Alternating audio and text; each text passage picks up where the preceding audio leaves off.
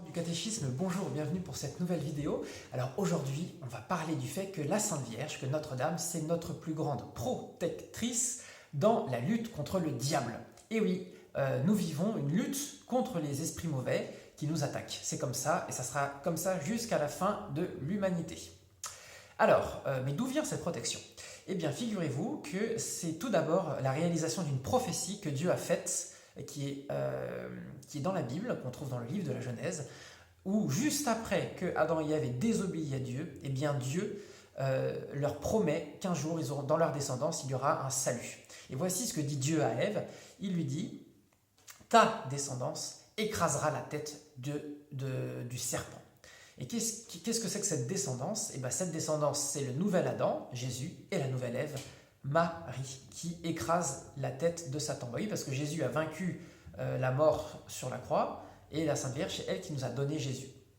Et c'est pour ça que lorsque vous allez dans les églises, lorsque vous voyez des dessins de Notre-Dame, bien souvent, elle est représentée avec un serpent sous ses pieds, et elle est en train d'écraser le serpent, et sans que le serpent ne lui fasse le moindre mal. Et bien ça rappelle l'accomplissement de cette prophétie qu'on trouve dans la Bible.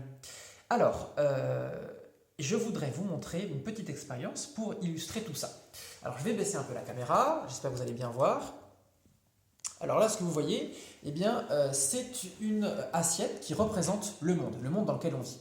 Vous voyez, je vais mettre dedans du poivre.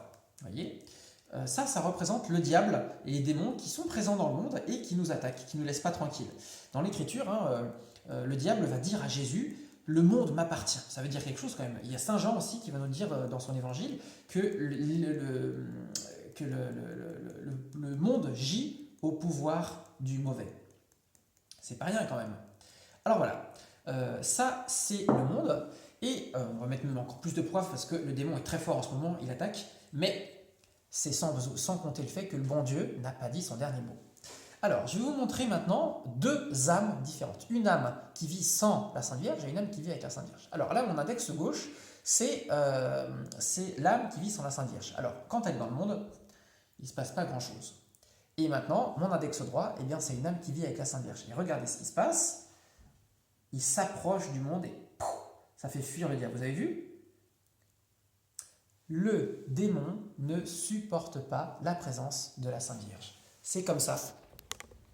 C'est comme ça et ça sera toujours comme ça parce que la Sainte Vierge, c'est l'Immaculée Conception. Elle n'a jamais péché, elle a toujours résisté au diable et en plus, c'est par elle qu'est venu Jésus, celui qui a définitivement détruit la mort, qui est ressuscité d'entre les morts et qui nous ressuscitera au dernier jour. Voilà, alors je vous invite de tout votre cœur à inviter Notre-Dame et elle va venir avec son voile virginal, elle va vous protéger dans le combat, elle va venir avec ses anges et vous serez vainqueur avec elle. Mais vous ne serez jamais vainqueur sans elle.